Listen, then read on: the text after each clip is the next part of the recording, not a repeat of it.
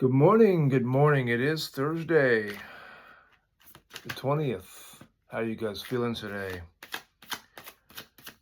I'm not so good, y'all. I had a tooth extracted earlier the week and I slept fucking wrong, so my right knee's being a bum too, and I'm not sure what's going on with that, but I took some painkiller and I'll have that later on in a bottle too. Anyway, y'all are here because y'all are either curious about what I've been doing for the last 25 years or you're here for, tarot cards. My name, for those who don't know, is Sasha Ilyevich, and I've been writing paranormal romance in all its flavors and forms since about 1999 or thereabouts. I'm also a tarot reader. I've been doing that since about 2004 when I was gifted this spiral tarot deck. The artwork is, I'm going to do the artwork actually. The deck is by Kay Steventon. And this has been like my most reliable thing for probably, well, most of my actual reading career in life, as a matter of fact. I've used this deck for everything up until about 7 or 8 years ago, when I began to get a couple other decks from various, well, actually one ex-girlfriend in particular was more into this than anyone else I ever knew. Anyway, so we're going to do our one card pull today with a couple caveats. The first of which is to keep in mind a couple things. The coffee hasn't fully kicked in, but the first sip does taste good, doesn't it now? I love having that not tooth be there.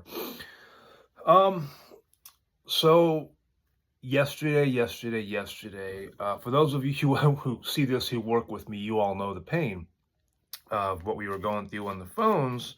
But in the grander scheme of the world, this earlier part of the week has been a bit of a shadow retrograde. You see, Mercury retrograde happens like 6 times a year. And again, double check all this because it's not my area of expertise. But basically what it boils down to is Mercury stations direct or stations retrograde. So it appears to spin backwards, right?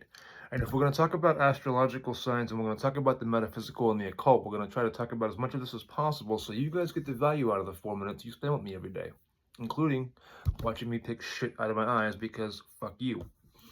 Anyway, when Mercury spins retrograde, as we know, everything in the universe from a quantum physics perspective is energy. It really is. It all boils down to thoughts and things being converted into energy, or energy being converted into thoughts and things when you manifest that way, right? Manifestation itself is actually just directing the energy with intent. So Mercury spins retrograde.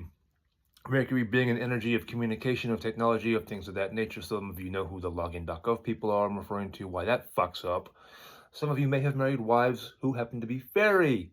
Possibly. I don't know. But technology is not her friend. It's even worse right about that time. Communication is often stilted as well. So for those of you who are my coworkers and see this today, have a care with how we deal with our customers. We want an image of niceness and professionalism.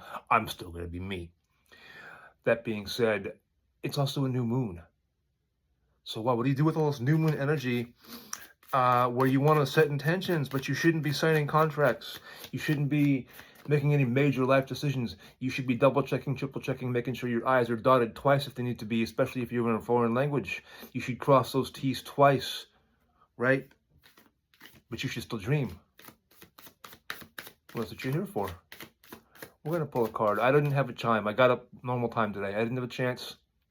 The only thing I had time to do this morning was literally get my coffee and pull tonight's wine.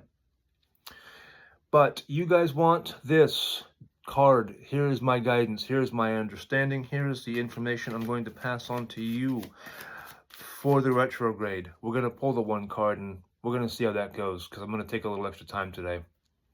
Now, I always split this deck. I've split this deck 3 times for the better part of 20 years. And a lot of times I don't do it on the videos for you guys. I just don't.